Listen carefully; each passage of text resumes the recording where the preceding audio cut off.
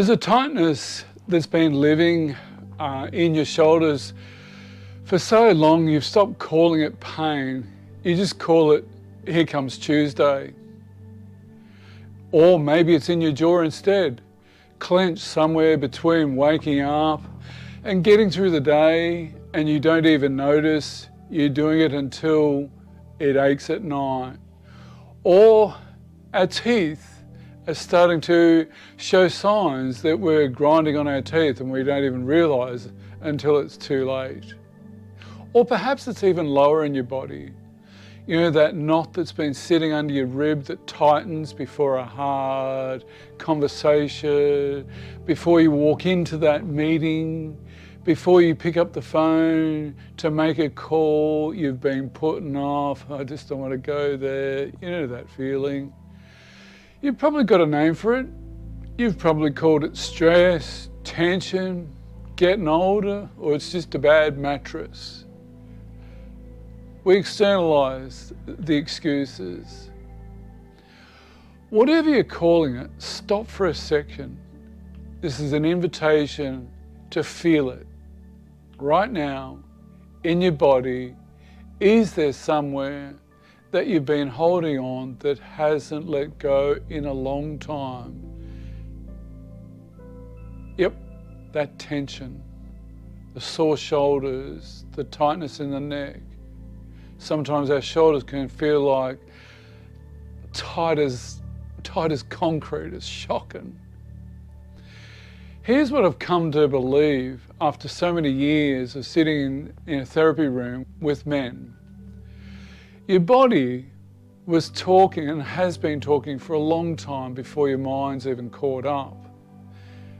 There's a famous book called The Body Keeps Score. And yeah, the body does keep score. But do we know what that score is? I don't think we do. By the time you consciously feel an emotion, by the time you can put a word to it, your body has usually been signaling it for minutes, sometimes hours. The tight jaw, the shallow breath, the gut that won't settle. And guess what? Emotions are neurochemicals that actually live in our bodies. There's more serotonin in our stomach than there is in our brain. Go figure. We were taught as men to push through, to tough it out.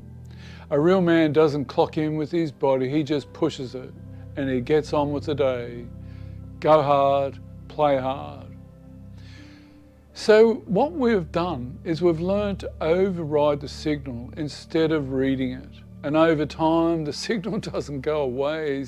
It just gets quieter and it moves into the body until Tuesday is just what tight shoulders feel like right now. What's that like in your body? So let's actually read this map, shall we? The jaw, the shoulders, that's usually where suppressed anger lives, or the need to just tough something out. It's the body bracing, the way you'd brace before a hit that never quite lands. Except the hit is a whole day of not saying what you actually feel.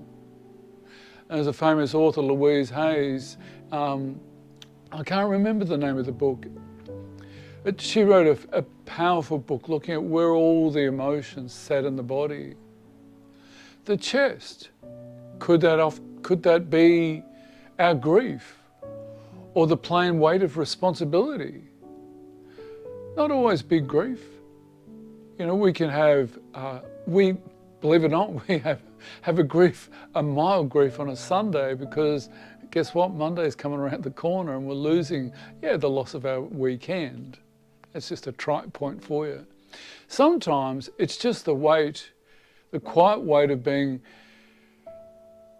the one everyone leans on and never quite putting it down. The gut. That's frequently anxiety or intuition that you've been talking yourself out of. The feeling before you even thought it through. Men are taught to trust the head over the gut every time, even when the gut's the one that's right. You know, that gut feeling, that intuitive gut feeling, that felt sense that that inner voice that we've got that we just don't listen to. None of this is your body malfunctioning. It's your body doing exactly what it was built to do, communicating something your conscious mind hasn't caught up to yet.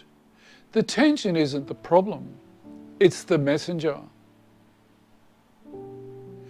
You don't need to become a doctor to use this. You just need to start noticing which zone lights up for you and when, because once you know your own pattern, the map stops being general and starts being personal. We start to really tune in to what's going on inside ourselves on all 4 levels, physically, mentally, emotionally, spiritually. Just process that for a minute.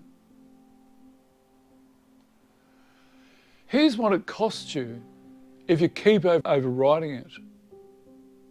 The tension doesn't go anywhere just because you've stopped listening to it. It gets stored, and stored tension has to go somewhere eventually. It comes out as the back gives out for no clear reason. The headaches that show up every time work gets hard. The jaw you've told you grind in your sleep. It shows up as short-fused irritability with people who didn't deserve it, or the flatness that creeps in when you've been running on override for so long, too long perhaps. I've sat across from men who came in for chronic pain and left understanding it was never really about their back. I've sat with men who thought they just had a temper until we found the thing underneath the temper that had been sitting there untouched for almost 20 years. We didn't explore it. The body holds on. Your body doesn't stop sending the signal because you've ignored it. It just gets louder in worse ways until you're forced to listen. And yes, our body notices these things, and as part of the polyvagal theory, the vagal nerve runs all the way through, and it's picking up the emotional neurochemicals and sending them back to the reptilian brain, which is fight, flight, and freeze. The good news, and it is good news, is that it works in reverse too.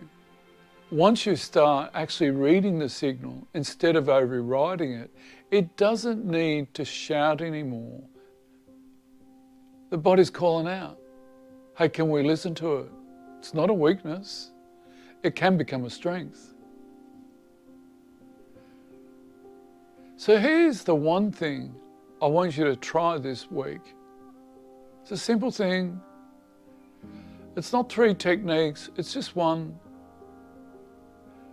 The next time you notice tension in your body, be it the jaw, chest, gut, shoulders, wherever it lands for you, pause before you push through it. Just for 10 seconds, just notice it. Or put your hand on the spot if that helps, and ask it one question. What am I not letting myself feel right now?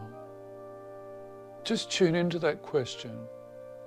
What am I not letting myself feel right now? That's it. Not fixing it, not stretching it out and moving on, just staying with it long enough to actually hear it. Listen to the intuitive voice. Listen. Yeah, the intellectual mind, the conscious mind, well, it's nothing. But listen.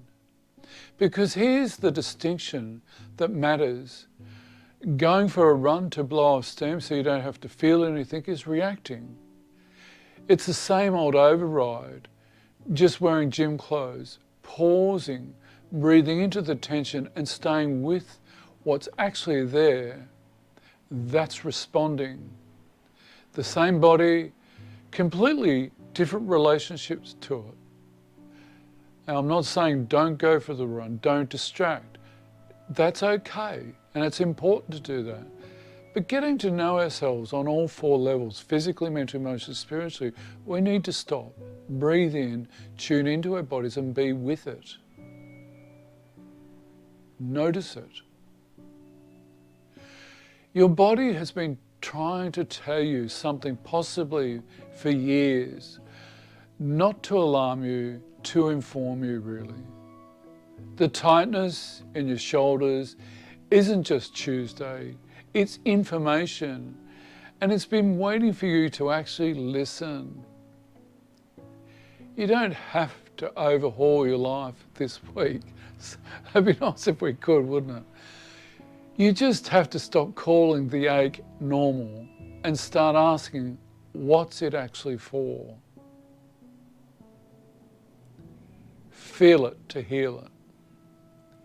Be gentle.